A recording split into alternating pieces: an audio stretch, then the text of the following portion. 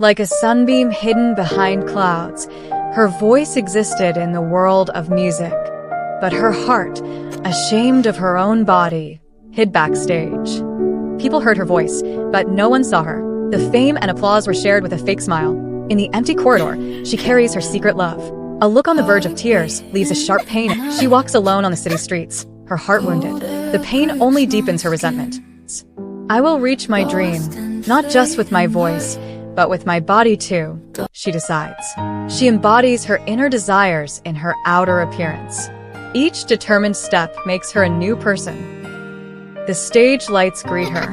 This is not just a story about a voice, but about self-confidence.